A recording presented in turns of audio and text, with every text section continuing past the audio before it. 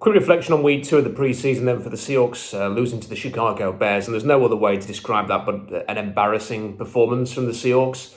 They were absolutely terrible for the second preseason game in a row. They started the game looking totally unprepared. They were soon 2 scores down. They couldn't move the ball on offense. Their tackling was poor. Special teams has been a total disaster. It kind of makes you wonder what on earth have they been doing over the last few weeks of training camp for the special teams to be this bad.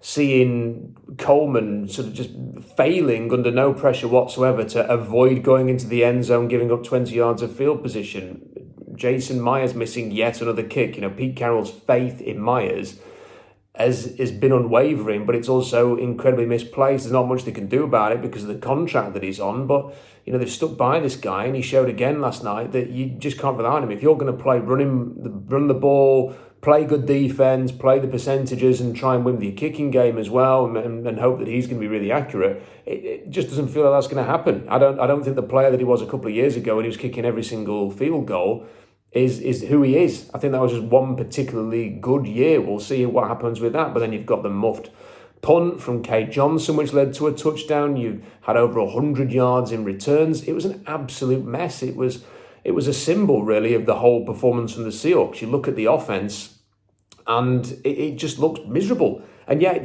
Pete Carroll made the comment afterwards, okay, some of the big names aren't playing. DK Metcalf and Tyler Lockett and the 2-star running backs will obviously elevate this team. But you still had essentially your starting offensive line out there. Your starting quarterback played a half, and he can't move the ball. And this is the thing, the ESPN broadcast was incredibly generous towards Geno Smith. It was a constant, hey, Geno's doing a good job. Geno's getting them in and out of the huddle properly. Geno's talking and communicating properly before the pre-snap. And yeah, that's all fine. But this is Geno Smith. As soon as the ball is actually snapped and it's time to inspire and produce something, he can't do it because he's Geno Smith. He's not good enough.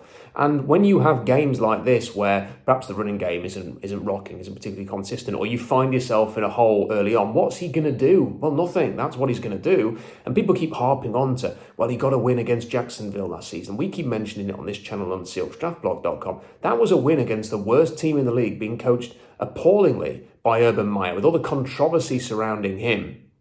That was a win against the team that earned the number 1 overall pick, and it was a routine win. But just, I think it was the week before or a couple of weeks before, they played New Orleans, and they couldn't move the ball. I mean, they actually couldn't move the ball at all. They got 1 scoring drive out of the quarterback, and that was on a blown coverage to DK Metcalf for an 85-yard catch and run, which you can't bank on those happening every single week. And this is what Geno Smith's going to be. I'm sure, I've written about this week. He is a compelling leader. He's an authoritative speaker.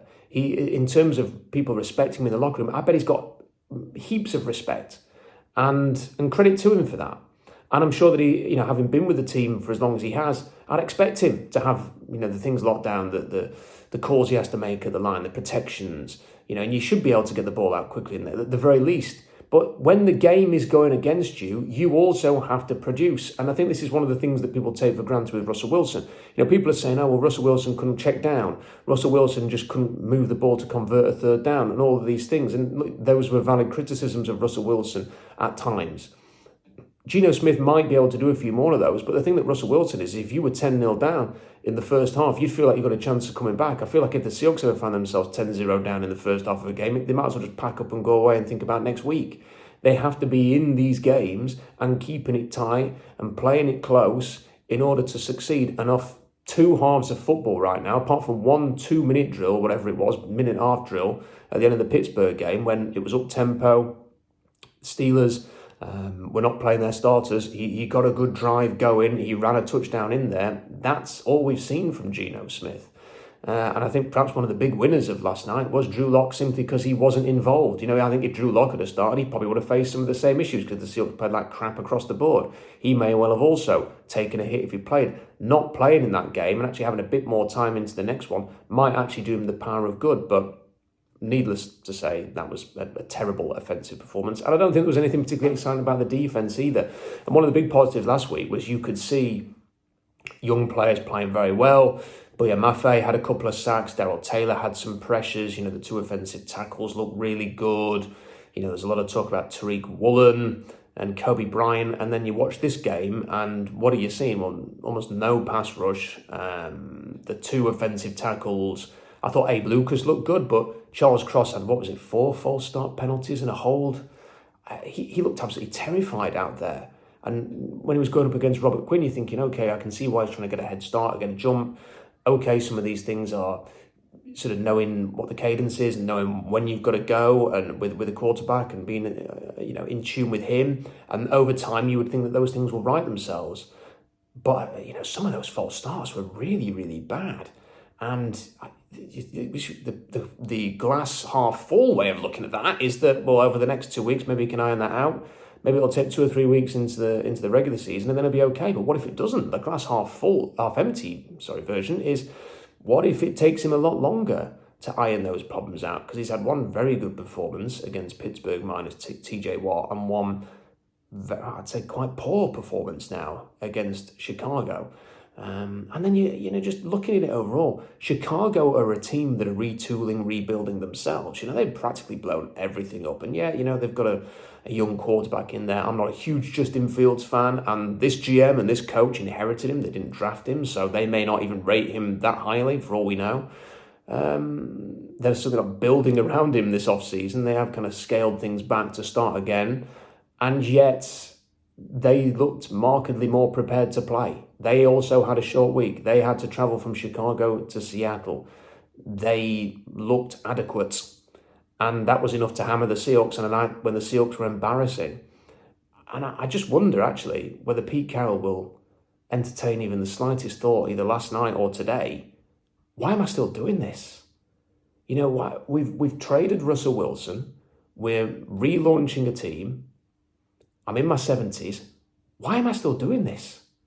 Because the evidence of yesterday is that this team's a long way away. I mean, Louis Riddick came out all guns blazing in the week, saying that the Seahawks are creating something special, and then kept, asking people not to get in his mentions on Twitter as that performance on Thursday night was playing out.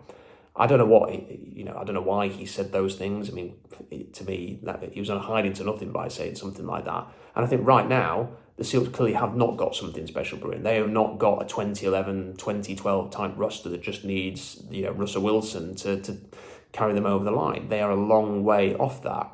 And this could be a longer rebuild than maybe some of us thought. I kind of thought if you could develop this year, get the trenches going, then maybe if you draft a quarterback next year, then you could be somewhat competitive next year. I'm not saying that Super Bowl contender next year, if that's the case, but could you have a 2012 type season? And I think they're a way off that. I think this has exposed the depth of this game. It's shown that they are reliant on, a very small handful of key players. I'm not convinced that key players like Tyler Lockett and DK Metcalf are going to be able to elevate a team when the quarterback is going to be presumably Geno Smith. Obviously, the running game is going to be relied on a lot, but I think teams are going to. I mean, they're not stupid opponents. If you're playing the Seahawks, are you going to be threatened by Geno Smith as a passer? You're going to make Geno Smith beat you in the passing game. You're going to load up that box, try and take away the running game, and if the Seahawks can't run the ball, then it is going to be on Geno Smith and those receivers, and they're not going to be capable of getting themselves out of a hole. So I think there's a lot of work here. And I'm not sure where Pete Carroll would be looking at that thinking, why am I still doing this? Because if he has a really bad year, and I'm fully prepared for the Seahawks to be bad in order to just sort of kick off this rebuild with another high pick, at least one more high pick next year, and go and get a quarterback. I have no issue with that. But from Pete Carroll's perspective, the pressure's going to be on, because if the Seahawks going to win 2, 3, 4, 5 games next year, the stadiums are going to be half full. It's going to be lots of booing, as there was at halftime and a couple of other occasions last night. People are going to make themselves heard, and people are going to say, hang on a minute, this team traded away Russell Wilson. Their language all the way through the year after trading Russell Wilson was, we're going to be competitive, we're going to compete, we're going to go for this, we're not rebuilding. I'll tell you again, we're not rebuilding. And yet, if they are really, really bad, that language can come back to haunt you. It's almost best not to say anything to that extent and just sort of let it play out and embrace whatever situation occurs. But they've been so insistent that they're not rebuilding, that they're going to go again, that they've got faith in Geno Smith and stuff like this. And yet the product on the field is bad. And listen, I get it. Some people's reactions to this video will be, it's a preseason game on a short week, don't overreact to it.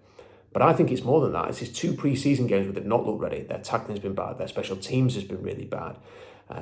The offense just stinks, and it's not even so much Geno Smith. Is Shane Waldron actually any good? That's a fair question to wonder at this point. We'll see. And it's going to be hard to judge him with Geno Smith if Geno Smith is the quarterback. And I don't know what's going to happen over the next few days. I would like to see Drew Lock start the next game. But then if it's the last game and they're looking ahead to Denver, they may feel that they've got to give Geno Smith a chance to try and work himself into some form. And I can imagine them talking themselves into, give him a half. If he has a couple of touchdown drives, they can feel a lot better about Geno Smith being the starter against Denver, rather than give Drew Lock a go and then see what happens with that. And if it doesn't work, well, you're in chaos even more. And you've not given Geno Smith the first half with your better players in order to build some confidence and get a rhythm going. So we'll see how they play with that. But yeah, I mean, it was so bad for Seattle that it makes me wonder whether Carroll is questioning why he's here. Because although it might be convenient for the Seahawks to sort of have him in place for 2-3 more years, and then the team will be inevitably sold at some point in some shape or form, and then presumably the new owners will move on, and Carroll will, get a chance to move away. That's sort of the ideal way of looking at it, and he passes the torch on to, I don't know, Clint Hurt or somebody else. And the team's in a good place and moving in the right direction. That all sounds good, but things don't always work out the way you want to. And what is very likely / possible is the Seahawks going to have a bad season. The pressure's going to be immense on Carroll. He may well think, this is too bleak for me to turn this around. I've got to walk away. And where are you in 12 months' time? Who knows? I mean, again, maybe I'm just going too far down the road off the back of one preseason game, but man, they have not looked good. They have not looked good in preseason so far. And I say there's depth issues, there's talent issues, there's quarterback issues, special teams issues. Carroll looked flummoxed. I mean, Carroll all the way through that game looked pained. And that, sometimes in preseason you can be bad and it's frustrating. You go, okay, we've got to work on some things. He just looked almost like he had no explanation. In his head was thinking, what am I watching here? He looked like he got a migraine throughout the whole game. And that's why I kind of wonder whether he's thinking a little bit at the moment, why am I still doing this? Do I need this? Anyway, long way to go for the Seahawks to get into a good position. And I suspect, given that was nationally televised, I don't know why anybody would watch it who's not a Seahawks fan. I stayed up till 3:40, 4 o'clock in the morning to watch that game, and more for me. But I don't know how many other people watched it. But if they did, I imagine the Seahawks are going to be in the very much in contention for bookies to put them for the number 1 overall pick next year, because that was bad. Anyway, SeahawksDraftBlog.com for more analysis. Don't forget to like the video, subscribe to the channel, more Seahawks videos on the way. Until next time, bye for now.